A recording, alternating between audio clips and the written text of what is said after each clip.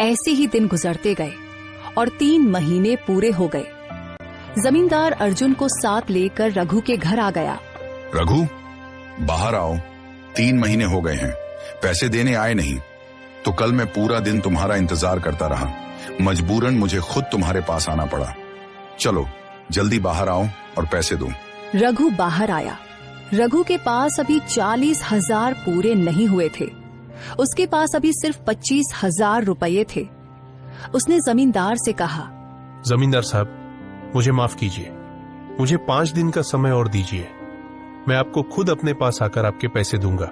अभी मेरे पास 25,000 है, 40,000 नहीं हुए। आपकी मेहरबानी होगी अगर मुझे समय दे दें। मेहरबानी तो पहले मैंने की थी तुम पर, तुम्हें पैसे देकर। अब तुम मेरे साथ ड्रामा कर रहे हो। तुम जैसे लोगों को तो मैं पैसे देता ही नहीं, लेकिन अर्जुन की बात पर पैसे दे दिए थे। चलो 25,000 दे दो और तुम्हारे पास बाकी 2 दिन का समय है। बाकी पैसे मेरे घर पहुंचने चाहिए, वरना तुम भी मुझे नहीं जानते। रघु ने 25,000 तो जमींदार को दे दिए, लेकिन जमींदार ने रघु को बहुत बुरा भला कहा और धमकी भी दी कि 2 दिन में पैसे मिलने चाहिए। रघु बहुत मायूस हुआ। उसने अब 4 गुना ज्यादा गाजरें बेचना शुरू कर दी। अब रघु की गाजरों की बातें दूर दूर तक होने लगी। लोग दूर दूर से आने लगे। रघु को गांव में गाजरें बेचने जाने की जरूरत नहीं पड़ती थी। लोग खुद रघु से गाजर लेने उसके घर आ जाते। रघु देर तक सारी गाजरें लाता और बेच देता, तब जाकर वह 25,000 का इंतजाम कर सका। लेकिन अब उसने और ज्यादा मेहनत करने का सोचा और फैसला किया कि 2 दिन में जमींदार के पैसे वापस कर देगा। उधर जब जमींदार अपने घर पहुंचा तो उसकी पत्नी बेहोश पड़ी थी। विद्या, क्या हुआ? तुम होश में हो? विद्या, उठो। विद्या। जमींदार ने तुरंत डॉक्टर को बुलाया। डॉक्टर ने चेक किया और बताया कि आपकी पत्नी के सिर में रसौली है, जिससे उनका दिमाग किसी भी समय फट सकता है।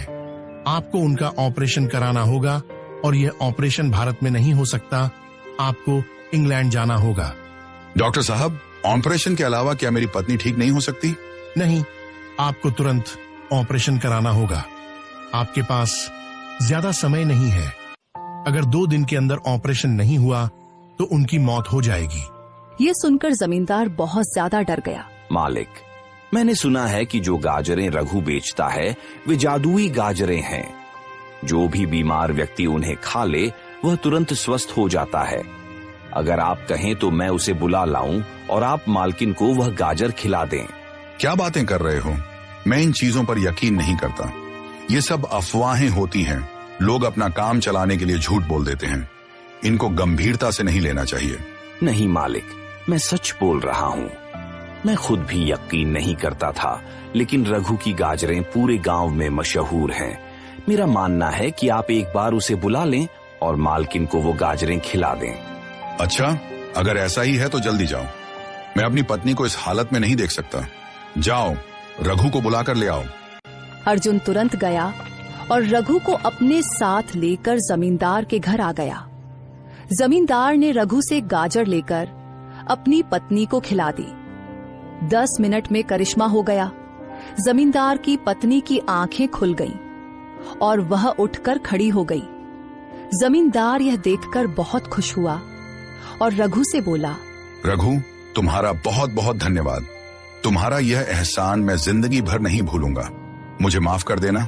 मैंने तुमसे जो बदतमीजी की उसके लिए मुझे बहुत शर्मिंदगी है। आज के बाद मैं कभी भी किसी के साथ ऐसा नहीं करूंगा। और हाँ, जो बाकी पैसे तुम्हें देने थे वो तुम मत देना। तुमने मेरी पत्नी की जान बचा ली। मेरे लिए यही सबसे बड़ी खुशी है। रघु फिर खुशी खुशी घर वापस आ गया।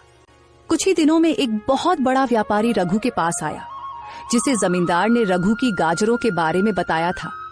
उसने 2 से 3 ट्रक भरकर गाजरें ले ली। रघु दिनों में अमीर हो गया।